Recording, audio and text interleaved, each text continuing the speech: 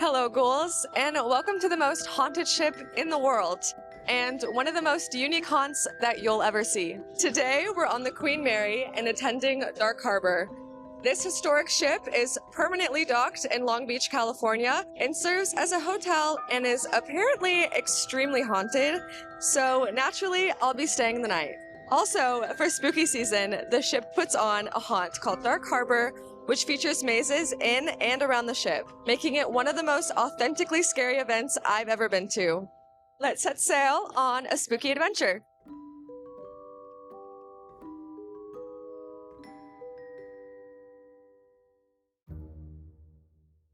The Queen Mary's maiden voyage was May 27, 1936, and departed from Southampton, England.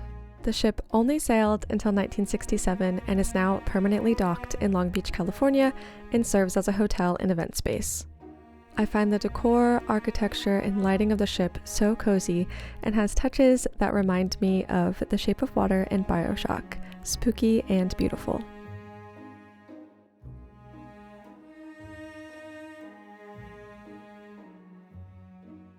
After checking in, we made our way down to the B-deck hallways to find our room, which kind of ended up being the first spooky maze of the trip. The hallways are not the easiest to navigate and felt very liminal in an overlook hotel way. Some of them were so long, they felt like the stretching portraits from the Haunted Mansion.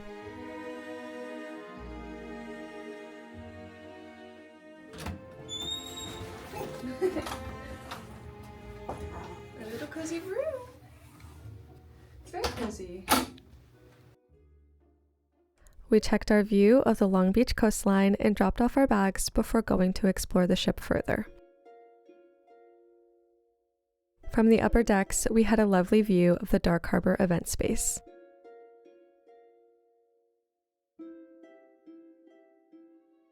Then we took some time to find and enjoy some historic sites on the ship, starting with this replica of one of the ship's anti-aircraft guns, which thankfully the ship never had to use in combat. Is this allowed? We passed by some model ships with intricate miniature displays.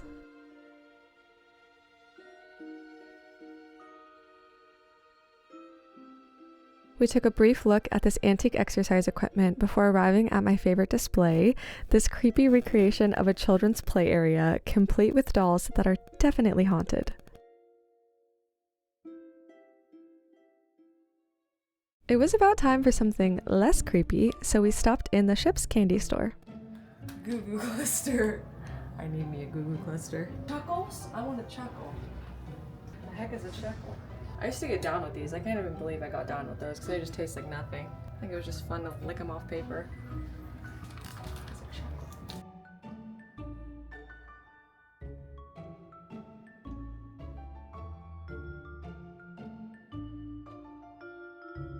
Ozempic got the taffy.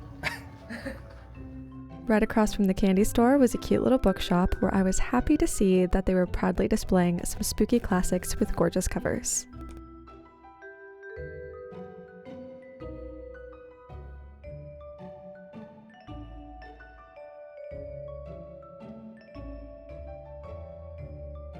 The spooky books reminded me that we had to go check out the newest store on the ship, Jackie's Spirit Shop, which is entirely dedicated to the haunted side of the Queen Mary.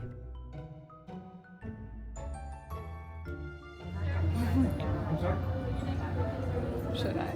Room B340 is allegedly the most haunted room on the ship, with people claiming to have paranormal experiences during their stay. Should we stay there one night for a spooky stay video? I actually attended a seance in this room before it was turned into Jackie's, so I'm glad they kept the space nice and spooky. If you're wondering why it's called Jackie's, that is the name of the little girl who supposedly drowned in the ship's pool. However, there is no recorded evidence of this ever happening, but I still think it's a scary story even if not true.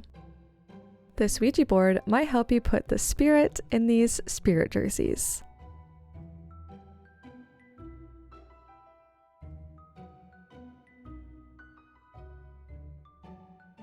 Oh my god.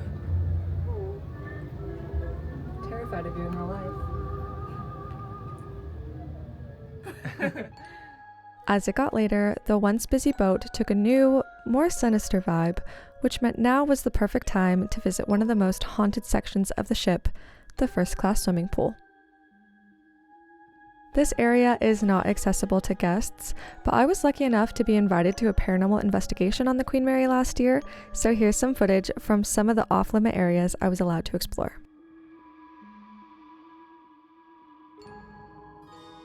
We're in our fourth location, the first-class swimming pool. Hello, if anybody's here, it's like I'm back. Brought new friends, old friends, all the devices as usual. Welcome to come on over and tap any of them to say hello. If you're interested in the full investigation video, it's over on my Patreon, so consider supporting over there if you want more spooky content from me. There's a new video every month. Ghosts don't always show up, but if you want to guarantee some scares, let's go explore one of my favorite spooky events of the year, Dark Harbor. I was lucky enough to get media this year, so I could show you guys around this unique haunt. I, of course, could never say no to a photo opportunity on the black carpet. Just a heads up, we got a new camera and are still learning its quirks, but I am so pleased with how this footage came out. Welcome, ghouls, to the Queen Mary's Dark Harbor. Media was let in a little early, so I met up with some friends and took the opportunity to speedrun a couple of the mazes before the opening ceremony, starting with Infirmary. Infirmary lets you become a patient and step into the isolation ward, a real area that used to be on the Queen Mary. This maze is one of the 3 mazes that has its root inside the actual ship. The Surgeon's Theater is a favorite set of mine. Last year, the surgeon recognized my friend Sarah and yelled at her name and terrified us both.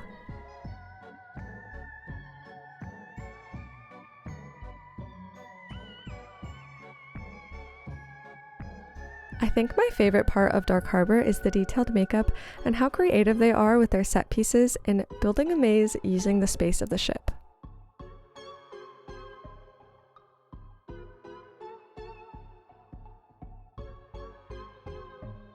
We also spotted the first secret symbol that are hidden in the mazes of Dark Harbor, but I'll tell you more about that later. For now, these next few areas really highlight how being on the actual ship elevates the experience.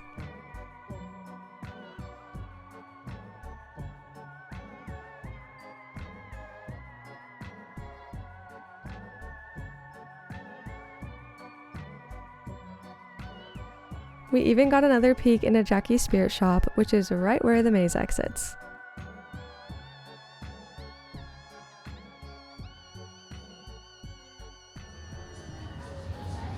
I screamed too much.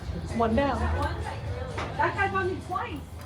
We still had some time to kill before the opening ceremony, so we took a trip to Lady Mabel's. If you remember that hidden symbol from earlier, this is where you learn what they all look like, and if you spot one in the maze, you can enter a speakeasy. Look very closely, and you will see a curated set of astrological symbols. Go further into the depths of Dark Harbor while imbibing some of the Queen's finest spirits. With our new speakeasy mission in mind, we braved Chainsaw Alley to get to our next maze, and without the crowds to hide in, we definitely got picked on a bit.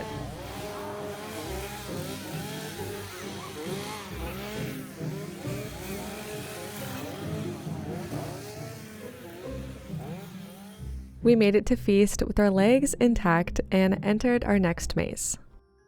Feast is a butcher-themed maze, which again uses the ship as its route. This one was really dark, which was great for scares, but not so great for filming, so I'll try to show you what I can.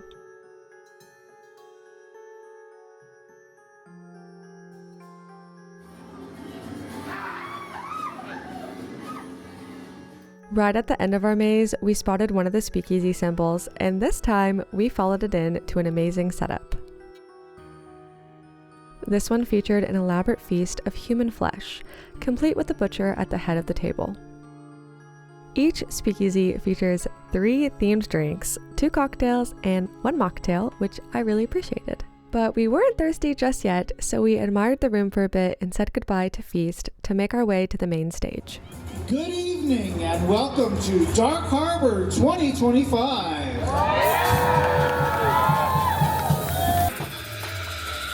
Open the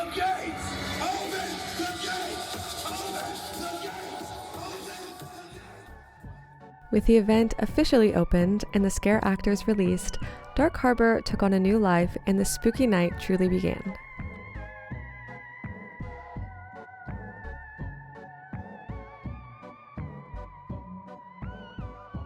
It was time to visit this year's newest area, Voodoo Bayou, and try out this year's new maze, Voodoo the Queen's Curse. This maze started off with some pretty intense strobe lighting, which was actually a little too difficult on the eyes, so I've slowed it down here to make it a little bit more bearable.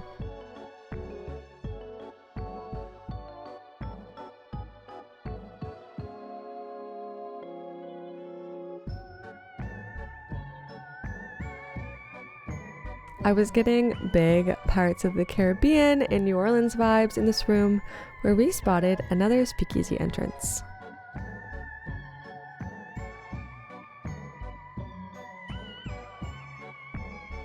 This one led us to a candlelit bar where I purchased a Rusty Propeller mocktail.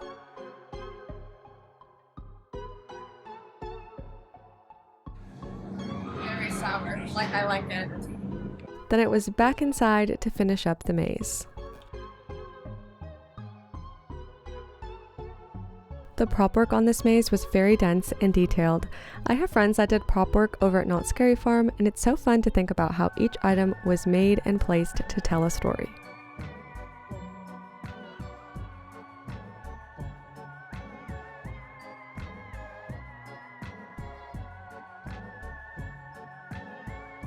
This maze ended with a crazy animatronic, which always ends up being one of my favorite things at haunts or in dark rides.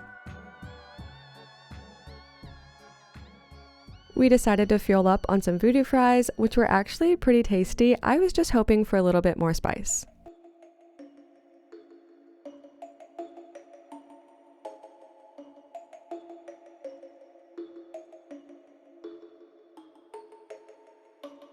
I can't go anywhere without checking out the merch, and I was pleasantly surprised by their options, especially these cute and creepy little guys.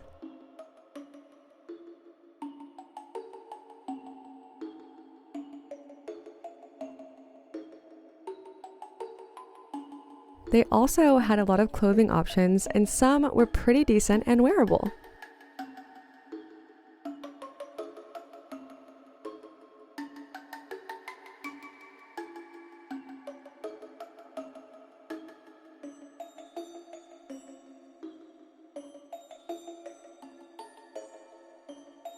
After browsing, we were back into our next maze, Lullaby. The story of Lullaby centers around that infamous ghost child who is said to have drowned in the pool of the Queen Mary. The maze does take you right past the pool I showed you earlier, which is such a nice touch.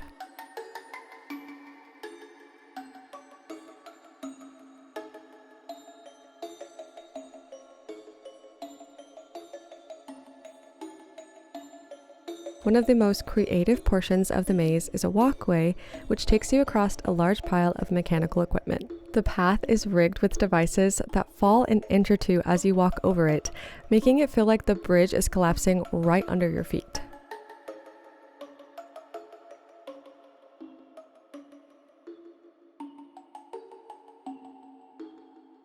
It's a little hard to see here, but the final room of the maze is meant to simulate being underwater in a pool, and I think that's really clever.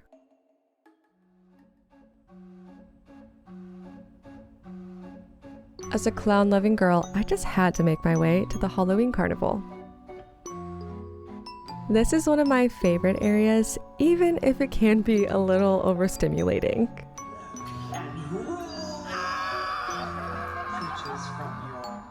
And welcome to my favorite maze, Big Top Terror. I immediately ran into a scare actor who I had in my makeup chair when I did SFX at Knott's. Oh, I know you! Yes, know you! My makeup is gonna... There was a lot going on in this maze, and the yarn even tried to steal the horns right off of my head.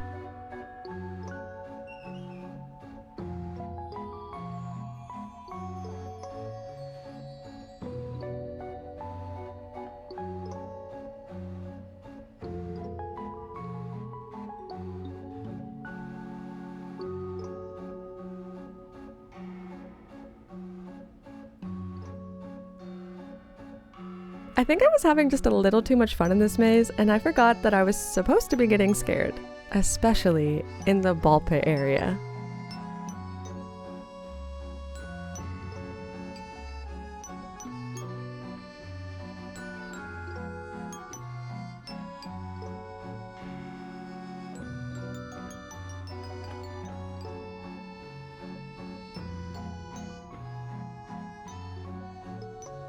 We almost walked right past the speakeasy in this maze, but this kind man let us backtrack. I didn't end up grabbing a drink in here, but there was a little game for us to play. These buttons allowed us to control some animatronics and a loud horn to scare people as they exited the maze. We finished off the maze with this shaking hallway before we got a taste of our own medicine.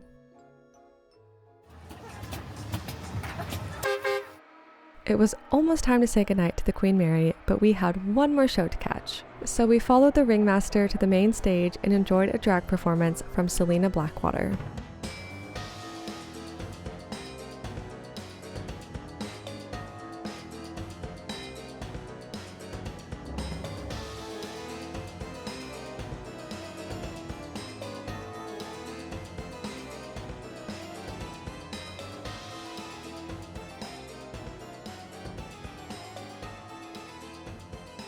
After the show, my friends and I kept the party going until it was time to seal the night with a churro to go. I highly suggest getting a sweet treat when you leave somewhere fun so you can enjoy it on the way out and talk about your night.